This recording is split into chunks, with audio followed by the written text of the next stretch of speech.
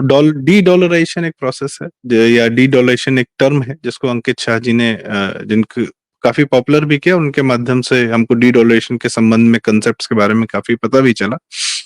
तो मैं आपसे जानना चाहता हूँ दादा, ये दोनों का क्या संबंध है, federal reserve bank of America और ये डी डॉलराइजेशन, ये दोनों को जरा सा एक बार हमको थोड़ा सा क्लियर करिएगा।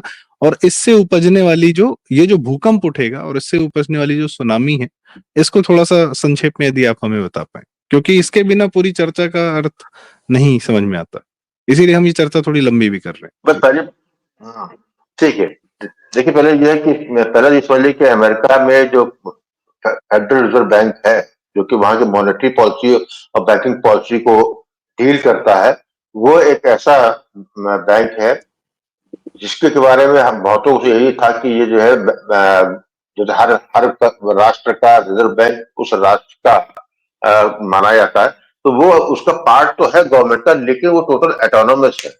उस पर उसकी हिस्सेदारी, उसमें ये जितने नेशनल बैंक अमेरिका है उनके लिए लाजमी है कि वो अपने स्टॉक जो है उसके खरीदे फेडरल रिजर्व बैंक के, तो उसकी भागीदारी जो है वो वहां के जो बैंक है उनकी भी है, इंडिविजुअल इन्वेस्टर्स भी।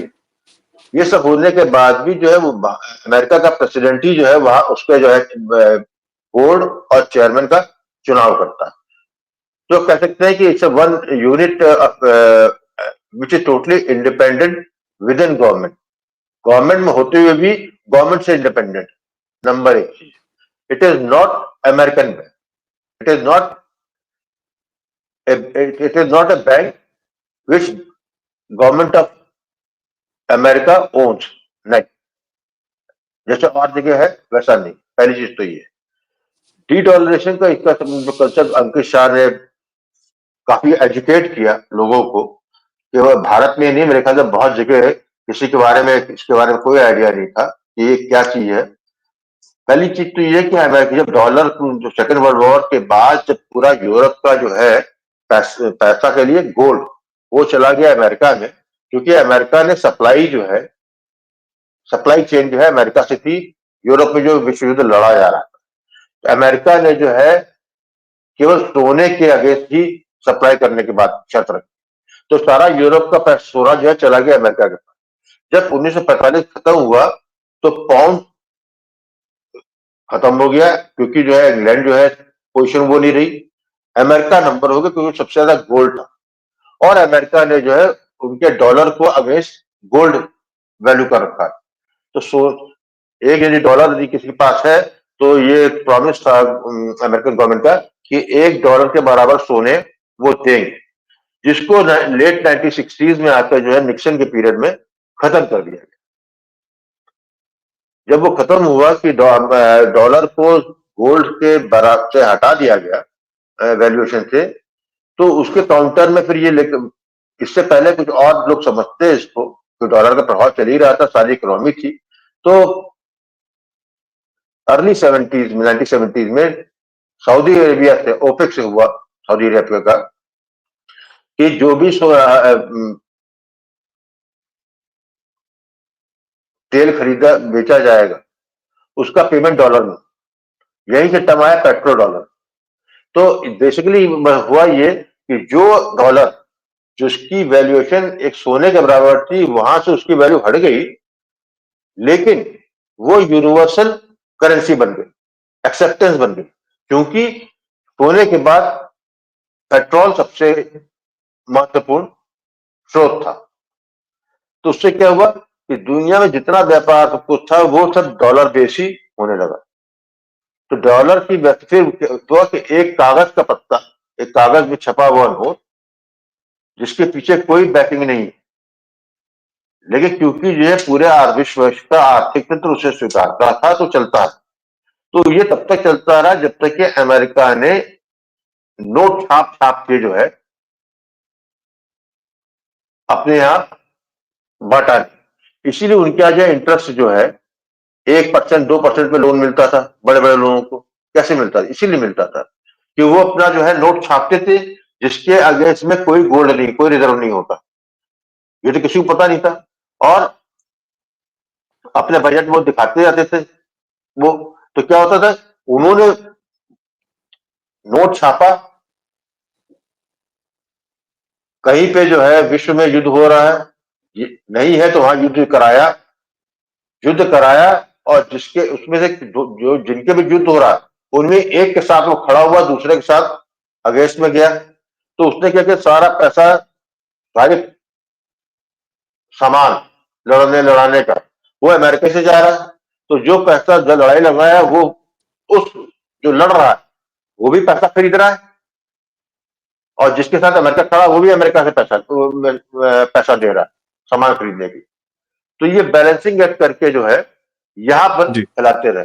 तो ये आज की तारीख में ये हो गया है कि लोग जब से डॉलर पे खत्म कर दिया लोगों ने, लोग आपस में ट्रेडिंग करने लगे, विशेषतः कोरोना काल के बाद झटका लगा, और खास तौर से यूक्रेन रशिया वॉर होने के बाद जिस तरीके से जो है स्विफ्ट पद्धति से रशिया ने को अलग किया, इंडिपेंडेंट हुआ, रूबेल आया, इससे पहले और लोग भी अपने अपने उसकी बात करें, और फिर अल्टीमेटली अब सऊदी अरेबिया ने भी जो है पेट्रोल अगेंस्ट डॉलर वाली पॉलिसी को रिन्यू करने से मना कर दिया, बंद कर दिया। अब जो है डॉलर, अब वो जो है बायलेटरल टर्म्स पे पेट्रोल बिकता है, सऊदी बेचता है रूबल के अगेंस्ट में, युआन के अगेंस्ट में, रुपीज के अगेंस्ट में, सब चीज। तो इसका अर्थ ये हो गया कि डॉलर अब जो है, क्योंकि कई ट्रिलियन डॉलर का जो है लोन अमेरिकन सरकार, एक ना एक स्टेज आएगी भाई, जब लोन आप कितना ही बढ़ाते हैं कि जहां पर वो आपको अपना बोझ जो है नहीं कर पाए, वो कौन सा ट्रिगरिंग पॉइंट होगा जब उनका स्टॉक एक्सचेंज होता है, वो कौन सा ट्रिगरिंग पॉइंट होता है जहां पर जो है एकदम से जो है वर्ल्ड स्टॉक एक्सचेंज में जहां पर की करेंसीज की ट्रेडिंग होती है वहां डॉलर टूटता है। ये देखना, ये जल्दी 1-2 साल के अंदर हो जाएगा, कोई बड़ी बात नहीं। ये तो प्रोफेसी नहीं किया सकती कब होगा, लेकिन एक आध युद्ध और कहीं और तेज भड़केगा, वहां डॉलर जो है अपना ध्यान से टूट जाएगा। तो फिर जी एक बहुत बड़ा जो है विप्लव का लिया आएगा कि पूरी आर्थिक तंत्र टूटेगा, स्टॉक एक्सचेंज बैठेंगे, और जो टैक्स उसमें सॉफ्टवेयर और हार्डवेयर में लोग हैं, जिस तरीके से कमाई कर रहे हैं, सर्विस का सर्विस उसमें सर्विस सेक्टर में जो लंबे लंबे पैसे कमा रहे हैं, वहां उनकी दिक्कत आएगी, क्योंकि एकदम सडनली जो है जी जो उनका पेचेक है उसकी वैल्यूएशन खत्म हो जाएगी, और या फिर जो जिसकी खरीदने की पावर खत्म हो जाएगी। तो ये है डीडॉलरेशन, जिसके चक्कर में ऑलरेडी हम जा चुके हैं। जी ये एंड होने वाला है, कब होगा एंड, जी वो भयानक आग होगी। जी। तो बेसिकली मैं थोड़ा सा संक्षेप में ये इसी चीज को एक बार और कहना चाहूँ। जो 1971 की आपने बात की, सऊदी अरब तेल प्रोड्यूस कर रहा था, और दुनिया में सबसे ज्यादा अगर ट्रेडिंग किसी चीज की होती थी तो वो तेल की ही होती थी। वो हर दिन होती है, हर दिन की रिक्वायरमेंट है, और इसको एनर्जी कह लीजिए, ऑयल कह लीजिए, कुछ भी कह लीजिए। तो तेल प्रोड्यूस करना अपने एक अलग चीज है, पर तेल सेफली जहां सऊदी अरब से निकला भारत आया, सेफली पहुंचना भी एक जरूरी आवश्यकता है। या कोई भी सामान कहीं प्रोड्यूस होता है, उसको कहीं पे सेफली पहुंचना भी एक आवश्यकता है, बीच में लोग न लूट लें। तो यह सुरक्षा की गारंटी अमेरिका ने अपनी नेवी के माध्यम से, सशक्त नेवी और सशक्त जो मिलिट्री बेसेस उसने बना रखे थे, उस दुनिया में मिलिट्री बेस इसलिए भी बना रखे हैं कि जो वर्ल्ड वार ट्रेड होता है उस पर वो नजर रखे और सारी चीजें सेफली सिक्योरली कहीं पहुंच जाए। गारंटी इस बात की थी कि सामान तुम पैदा करो, सेफली पहुंचाने की जिम्मेदारी हमारी, लेट से अगर नॉर्मल टर्म्स से हम बात करें।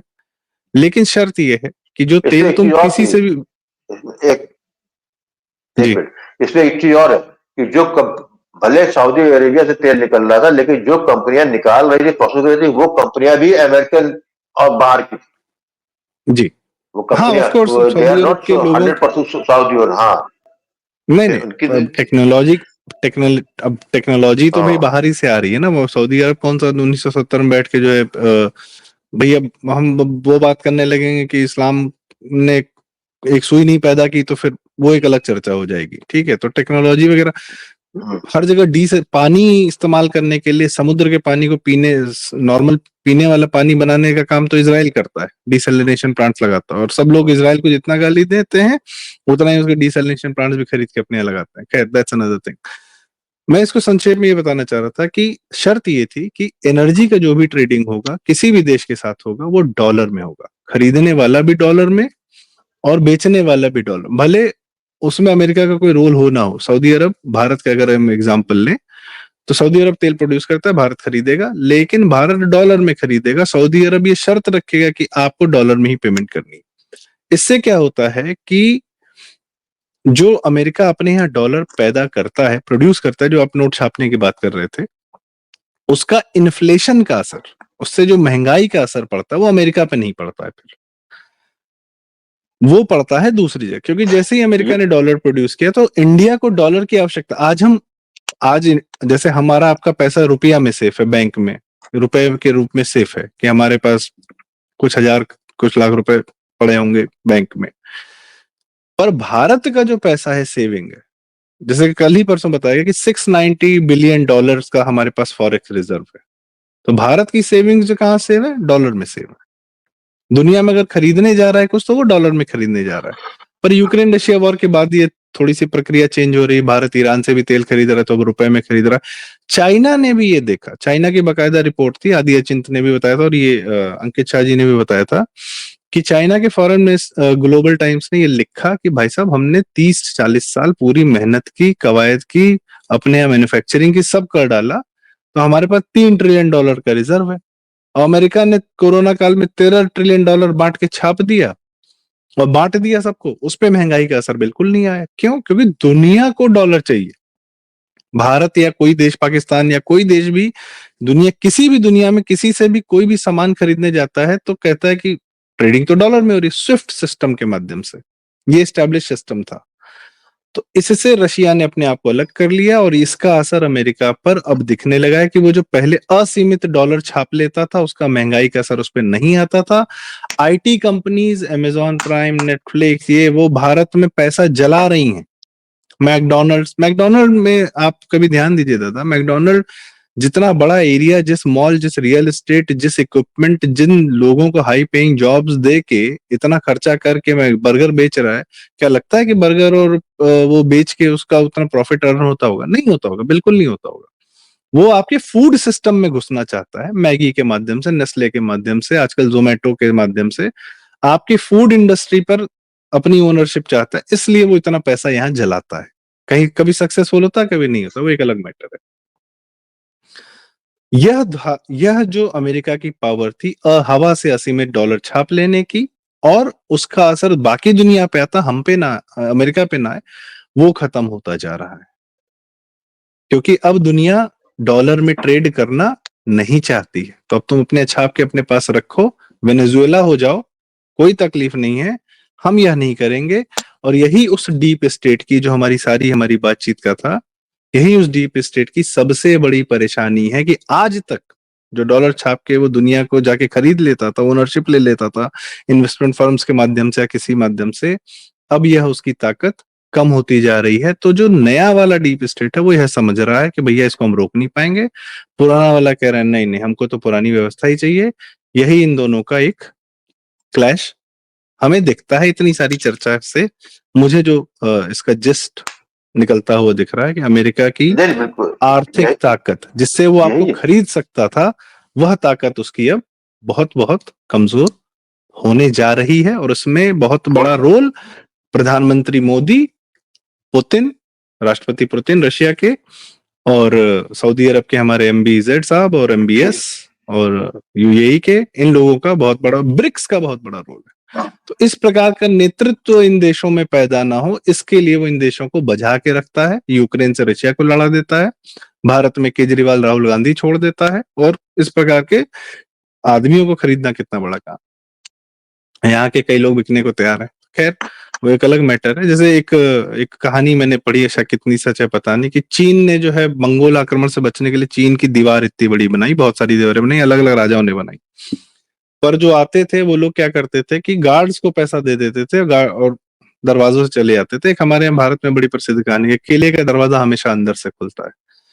तो यहाँ भारत नाम का केले का दरवाजा अंदर से खोलने के लिए बहुत लोग तैयार बैठे हैं। तो उनसे बचने की आवश्यकता है।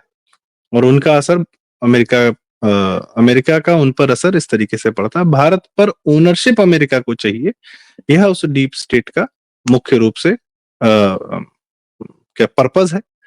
और एक हिस्सा यह समझ रहा है कि अब यह ज्यादा दिन नहीं चलेगा, तो स्मूथली हम अपना पास आउट कर जाए।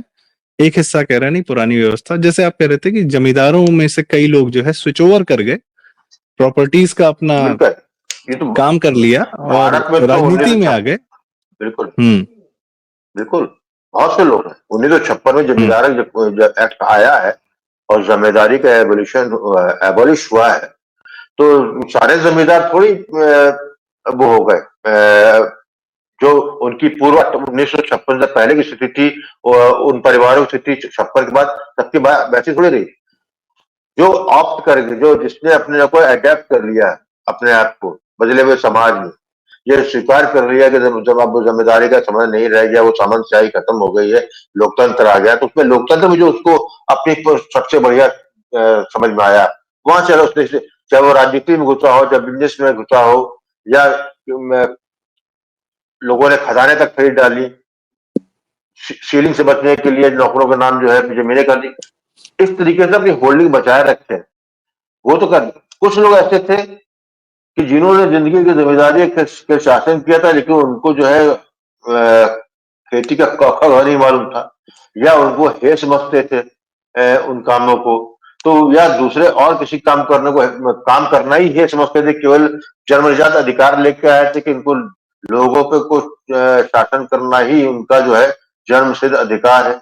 जो वो नहीं कर पाए, तो अगली 2 शताब्दी, उसमें जनरेशन में कटोरा ले लिया। मैं जानता हूँ ऐसे जी। परिवारों को, जो कि क्या उनका एक पाल था 1956 पहले हमारे परिवार के, और आज जो है 44 और ये 68 साल में जो है, जो उनकी तीसरी पीढ़ी है, तीसरी पीढ़ी में तो परिचय किसी से नहीं रहा है भी कि नहीं, लेकिन दूसरी पीढ़ी तक तो मुझे मालूम था कि जो है सबसे दयनीय दयनीय स्थिति में आ चुके, सब बेच चुके थे, सब बिक चुका जी। था, और केवल जो है पुराना इकबाल जो है, जो मूछें ऊंची किए रहते थे, वो जब मूछें कहाँ गई, कैसी गई, जी। समाज में जी। स्थान नहीं, गांव में स्थान नहीं। तो यही है लड़ाई कि जो समय काल के साथ परिवर्तन, क्योंकि परिवर्तन सृष्टि का नियम है, उस परिवर्तन के सहज जो ढाल लेगा वो उसी के साथ चल जाएगा। और प्रारंभ तो यही है कि भविष्य भारत का है, सनातन का है। तो जिसने इस प्रारंभ, क्योंकि यही प्रारंभ है कि 2014 में ऐसा प्रधानमंत्री आया कि जिसकी कोई कमजोरी डीप स्टेट के पास थी, जिसकी कोई फाइल डीप स्टेट के पास थी, कोई ऐसा वो नहीं तंत्र है जहां पे उसको ब्लैकमेल कर सके। सारे प्रयास किए, बाहर से भी प्रयास हुआ उनको करने का, अंदर के लोग थे उन्होंने भी प्रयास किया, लेकिन उसके बाद भी वो सचिव इसीलिए है कि उनकी कोई फाइल जो है किसी के पास नहीं। यही उनका जो है जीत है, और यही डिफाइनिंग मूवमेंट है भारत का। और जब मैं भारत कहता हूं तो सनातन का भी। तो ये आप जो देखेंगे आने वाले काल जो है, बहुत तेजी से कुछ आपको हर साल आपको लगेगा कि पिछला साल जो है मेरे को बहुत कुछ हो गया। हर आने वाला जी। साल ज्यादा बुरा, अच्छे के लिए ये कहूंगा मैं। जी। लेकिन क्योंकि ये चर्निंग है, तो उसमें जो है आपको अपना योगदान इस तरीके से देना है कि आपको जो है भारत के साथ खड़ा होना, भारत के नेतृत्व के पे 100% विश्वास करना है, और उसमें जो कष्ट होगा, जो आप खोएंगे, वो तो समय काल की आपकी पार है, वो आपको देना ही देना है। तो स्वीकार कर लीजिए कि बदलते समाज में हमारी हिस्सेदारी जो है, हमारा ये लॉस है, उसको जी। आप सहिए, ताकि आपकी अगली पीढ़ी वो एक अलग नए वातावरण में पूरे विश्व को देखे, जी। और विश्व को दे। तो दादा बहुत डिटेल में इस बारे में फिर बात हुई, और thank you so much for making us understand, समझाने के लिए कि आखिर अमेरिका की जो ताकत है वो भारत पर किस प्रकार से असर करती है, उसका इतिहास क्या रहा है, ये सारी बातें जो आपने डिटेल में बताई, पूरा शुरू से लेकर अंत तक अभी तक, और हमारे भारतवर्ष का क्या असर है। मेन बात है कि हमारी अपनी सोच क्या होनी चाहिए, उसका समाधान क्या है, जो अंत में आपने समाधान दिया कि अपने नेतृत्व पर भरोसा करिए, और जो भारतीयता से भरा हो, ना कि राहुल गांधी केजरीवाल टाइप हो जो बाहर से फंडेड हो या इस तरीके से भारत बर्बाद करने के लिए बैठे हो, और या जिनमें भारतीयता बिल्कुल ना हो, जैसे जवाहरलाल नेहरू में बिल्कुल नहीं थी, अंग्रेजी थे वो। तो जो भारत की पहली सरकार या भारत को रन करने के लिए, भारत को बेहतर बनाने के लिए, भारत की शक्ति पहचानने वाली और भारत को एक शक्ति बनाने वाले जो नेतृत्व है उस पर भरोसा करने की सख्त आवश्यकता है। ये आपने हमें अंततः समाधान दिया और इसके लिए मैं आपको बहुत बहुत धन्यवाद देना चाहूंगा दादा। तो बहुत बहुत धन्यवाद। दर्शकों, अगर यह 2 पार्ट की चर्चा आपको अच्छी लगी तो कृपया हमारा चैनल सब्सक्राइब करें, या वीडियो लाइक करें, शेयर करें। ये बड़ी जरूरी बात थी, बहुत दिन से पेंडिंग थी जो हम करना चाह रहे थे। तो दादा बहुत बहुत धन्यवाद इसके लिए। और कैसे कहें, आपने बहुत क्लियरली बहुत राम सारी राम। चीजों को एक साथ संक्षेप में एक वीडियो में बताया। तो इसके साथ ही हम इस चर्चा का समापन करते हैं। नमस्कार, राम राम, प्रणाम।